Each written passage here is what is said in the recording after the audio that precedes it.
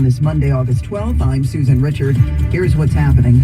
Police still looking for one of two suspects in the rape of a woman under the boardwalk at Coney Island. A Brooklyn man now facing hate crime charges for allegedly punching a Jewish man in the borough. Hamas now saying they won't take part in Thursday's ceasefire talks. The final round of changes to the G line kicking in today. While they do those signal upgrades, we'll have details. And your chance to take a traffic selfie. We'll explain. In sports, Yanks won, Mets lost. AccuWeather's good. Sunshine mixing with some clouds. It's a little blurry or foggy, right? The screen?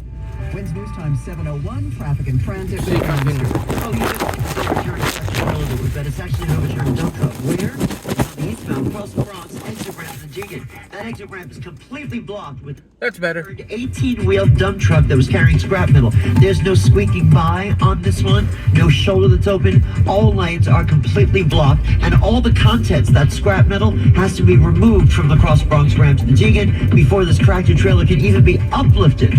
So it's going to be a long time on this eastbound cross Bronx exit ramp closer to the northbound Jigan. It's causing an hour and 15-minute wait for the GW Bridges upper. Do not head there. The inbound towards lower is an hour. Take the Lincoln or Holland tunnels. They are 20 to 25 minutes. And as you make your way to the inbound Lincoln Tunnel, eastbound 495, west of Route 3, they're clearing an accident there in North Bergen. The right lane is still blocked. Northbound Connecticut Turnpike between 18 and 19 in Westport. Crashed with an overturned tractor trailer there with significant delays. The right and center lanes are closed. Take the Merritt Parkway instead. And on Long Island, the eastbound Southern State at 39S for Babylon has a broken down vehicle. The right lane is blocked there. Make sure you get your historian sunglasses out. You got some glare. Recap is presented by Jack Pocket. As long as you can still hear the news, it's good. It's $435 million. Order official state lottery games on your phone. Must be 18 or older to play. If you have a gambling problem and need help, call 877-8-HOPE-NY from the Farmers Dog Traffic Center. Fresh and dog food delivered right to your door. I'm Karen Stewart, 1010 Wins on 92.3 FM. Police still looking for one more suspect in last night's knife point rape on the boardwalk in Coney Island. The sounds of the Riegelman Boardwalk filled the air last night as a 46-year-old woman says she was raped at the 1900 block of Surf Avenue. Cops saying two men approached her, showed her a knife. One held it to her neck as the other raped her. All of it happening around 9 p.m. One suspect, 24-year-old David Dewan Bonilla, is charged with rape, menacing, and criminal possession of a weapon. The NYPD still looking for the other guy, who they say is homeless. The victim was treated at NYC Health and Hospital on Coney Island. Monica Guy, 1010 Wins on 92.3 FM in Coney Island. Another random punching in the city. That was yesterday morning around 9:30, 42nd Street between 8th and 9th Avenues. Cops say a man was walking with his friends when he was suddenly attacked out of nowhere.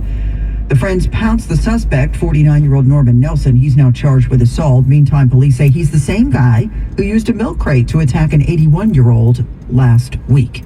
A Brooklyn man now looking at hate crime charges for allegedly stabbing another man near a synagogue on Kingston Avenue in Crown Heights. This witness telling CBS 2 the suspect was menacing some Jewish men, but then turned violent after they threatened to call the cops. And the guy started to say, free Palestine and stuff like that. And two of my friend came a little bit closer and told him, like, go away. And after a couple of minutes, the guy said, like, you want to die? What's going on? So we said, like, no, nobody want to die. Go away. We're going to call the police. It was like a second. Took a knife, opened it like that, and stopped them by the stomach. 22-year-old Vincent Sumter is charged with assault as a hate crime. The victim, a 30-year-old, taken to Maimonides and is expected to recover. Well, it was just yesterday that President Biden insisted the ceasefire plan for Gaza was still viable, but now another setback. Hamas is indicating it will not attend, saying there is no need for, quote, more rounds of negotiations or new proposals because Hamas says there is a previous framework deal it is willing to accept. Hamas mapping out its position, linking it to both the assassination of its political leader, Ismail Haniyeh, in Tehran 10 days ago, and an IDF airstrike on a school in Gaza City which killed scores of civilians.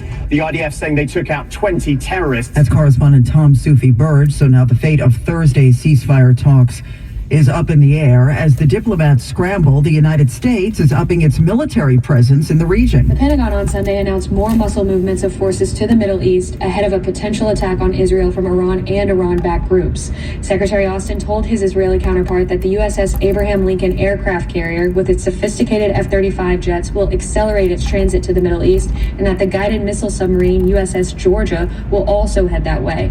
These are just the latest in a series of forces the U.S. has announced are going to the region to deter a wider war. That's correspondent Eleanor Watson. 67 degrees. It is mostly cloudy. The humidity 65%. The winds are pretty much calm. Today looks really nice. AccuWeather says sunshine mixing with clouds. A comfortable day. We'll get up to 80 in town. Maybe a shower. We can't rule it out, but that's north and west of the city. Well, here's the latest with the G train shutdowns. The final phase begins today. It runs through Labor Day. And so there will be no G trains running between Bedford-Nostrand Avenues and Church Avenue in Brooklyn through September 3rd. At the same time, the trains will be running again between Bedford-Nostrand and Court Square. This is all to make upgrades to the decades-old signal system, with the MTA's Hugo Zamora conceding. The biggest challenge is trying to convince everybody that the little bit of pain is going to be good in the long term. Well, this writer telling ABC7 he is convinced. Definitely a worth investment, and it'll be much easier for us to move around. As part of this new phase, you'll have free B93 buses between Bedford-Nostrand and the Hoyt-Schermerhorn station. All right, guys, thank you so much for joining me on this very quick episode of Documenting History as we drive to work.